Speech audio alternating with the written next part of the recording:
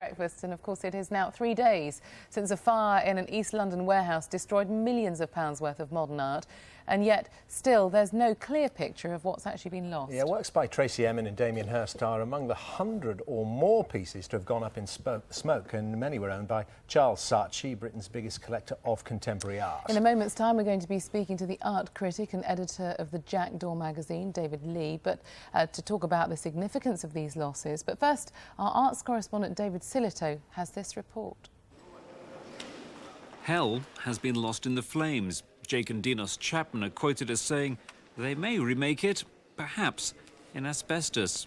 And Tracy Emin's beach hut is now a pile of cinders, as is her tent. She says the works are irreplaceable. The fire, a tragedy for British culture.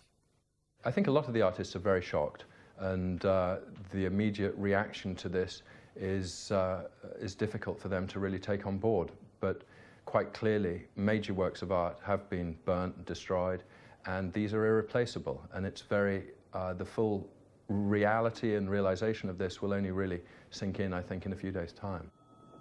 Of course, no one has yet been into the warehouse, but the fire service doesn't expect to be finding any masterpieces in the ashes. Fire investigators will be allowed in to look through the remains, but this is considered to be a 100% fire. Other artworks known to have been destroyed are Turner Prize winner Chris Ofili's Afro Bluff, Dexter Dulwood's Che Guevara's Mountain Hideaway, and Sarah Lucas's Down Below. But the full extent of what has been lost may take a long time. It wasn't just parts of Charles Saatchi's collection that have gone up in smoke. Other items owned by artists and collectors may not be made known to the public. But irrespective of what people think of them or what they're worth, some of the most famous or perhaps notorious artworks of recent years are no more. And while some could reappear, most have been lost for all time. David Silito, BBC News. Well, as we said, joining us now to talk about this is David Lee, the editor of the Jackdaw art magazine. Good morning, welcome to you. We know, obviously, that Charles Saatchi absolutely devastated, along with all the other owners of this work.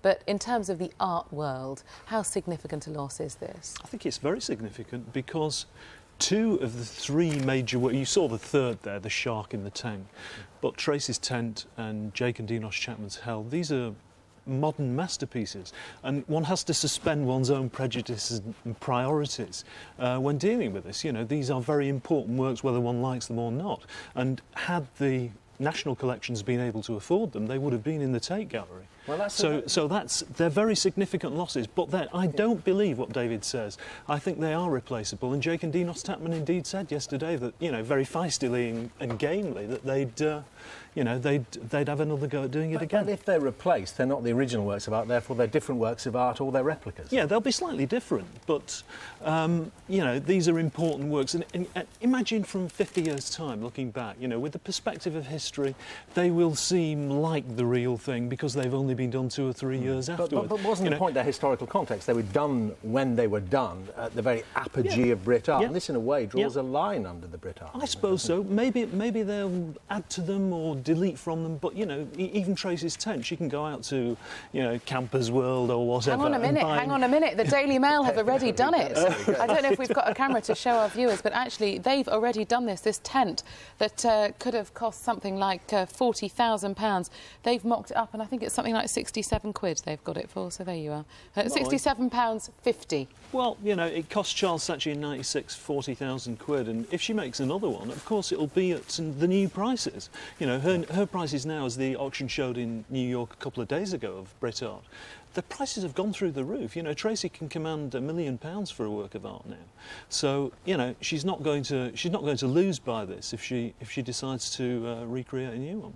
The thing is, we don't actually know what's gone at the moment, and why is it taking so long? Well, we've got a fairly good idea now. We've got lists of works and so forth, and I think we've concentrated too much on Charles Saatchi's infamous works, if you like, the ones people love to hate. The headline ones, the Emmys and the Hearsts. Exactly. Yeah. And when you consider that Patrick Heron's estate, Patrick died a few years ago, 50 works that were in the Tate retrospective a couple of years ago have been destroyed. That's a very significant And that's loss. very sad. 20 works by Martin Maloney. Damien's lost 20 pieces. Major pieces by old artists, Paul Arago, Patrick Caulfield, established figures.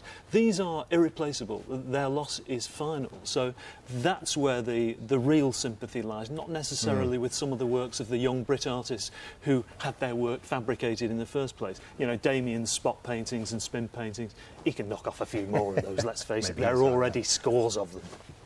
And, I mean, you know, the other question is, of course, was Charles Saatchi here a victim of his own success because of his eye for the future? He was buying these things, knocking the price up, meaning, as you said earlier, that they weren't on display. The public couldn't see these things there. They were locked away in the East End and no one's seen them for years. Yeah, I think it's a different kind of... We're dealing with a different species of animal here to the art collectors of the past. You know, Charles Saatchi is not somebody, I don't think, who's particularly interested in discernment and discrimination. He buys entire shows. He doesn't buy particular pieces because he thinks they're better than others. And the result is he keeps a lot of it in store. A great deal of what he owns, the thousands of works he owns, are in store and therefore susceptible to this kind of damage. But, you know, in the end, he's a new kind of dealer collector. He's buying and selling, as you suggested, all the time, but not necessarily at higher prices. We only hear about the works by Damien and Tracy, which, you know, he buys for 4pence and sells for 4 million. But there are hundreds, literally, of other artists whose work he's bought in bulk, which everybody's forgotten about now, and he's had to give away or, you know, is permanently in store until somebody will take it off his hands. Well, one thing's for sure, the insurers must be quaking in their boots. David Lee, thank you very much indeed. Thank you.